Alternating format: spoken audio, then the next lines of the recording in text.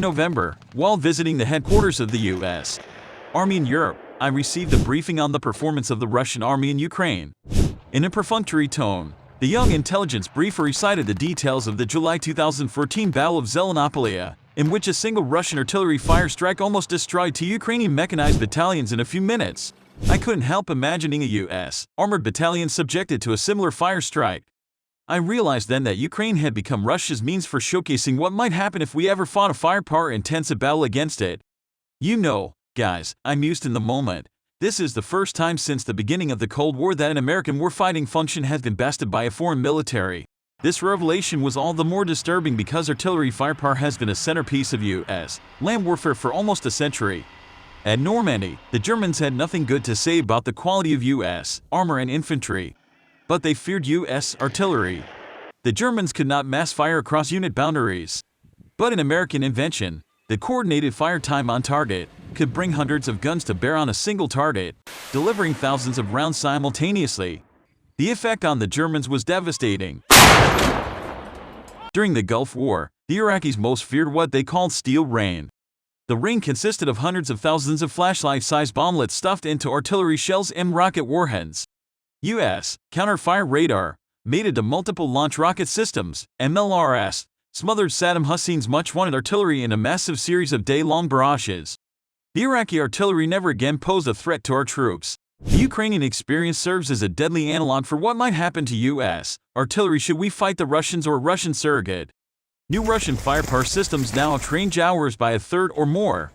They have improved on our steel rain technology by developing a new generation of bomblet munitions that are filled with thermobaric explosives. These munitions generate an intense blast wave of exploding gases that are far more lethal than conventional explosives. A single volley of Russian thermobaric steel rain delivered by a single heavy rocket launcher battalion will annihilate anything within an area of about 350 acres.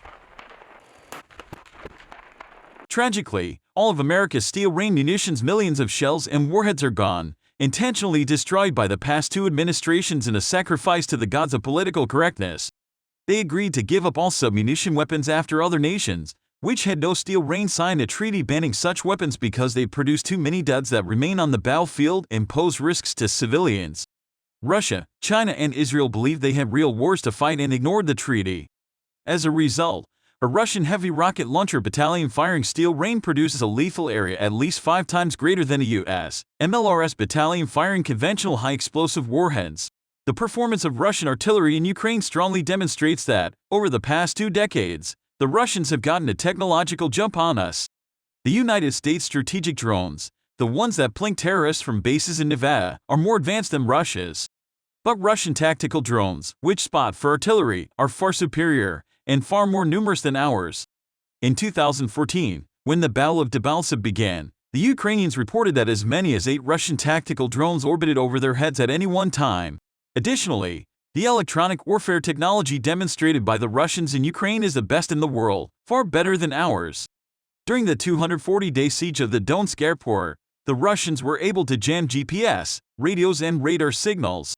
Their electronic intercept capabilities were so good that the Ukrainians' communications were crippled. Ukrainian commanders complained that a punishing barrage would follow any radio transmission within seconds. Does this mean that the Russian army is superior to ours? No, not at all. If we fought the Russians today, we would win. Ours is a highly trained force of 500,000 soldiers. 2/3 of Vladimir Putin's 800,000 soldiers are one-year conscripts whose fighting skills are questionable. The Russian Air Force is also no match for ours. But the Ukrainian experience tells us that the cost in blood of any such contest would be high. A tragic decline of a warfighting arm that once was our army's most lethal should serve as a cautionary tale. This diminution of warfighting capability in our European army comes at an inauspicious time, when Republican presidential nominee Donald Trump publicly questions the value of defending Europe and the Obama administration is spending hundreds of billions of dollars on big, high-tech systems optimized to fight at sea in Asia. Yet in today's wars, more prosaic weapons such as small arms, mines and artillery are killing our soldiers. And in the fact that we have forfeited what formerly was an overwhelming U.S. battlefield capability, and we can only imagine what deadly consequences may result from our good intentions. Once it gets in between right in line with us. Yep. Right on the crossroad. Back blast area clear! Back blast area clear!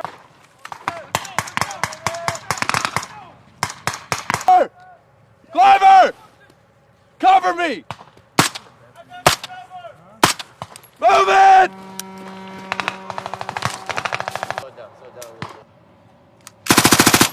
go. 320!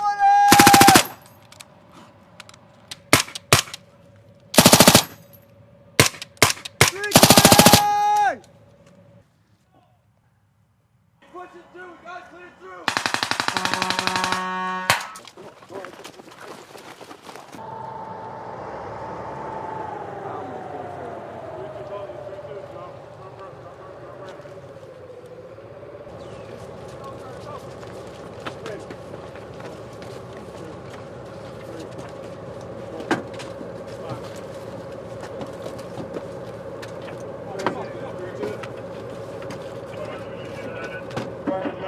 Pushing on to the next event.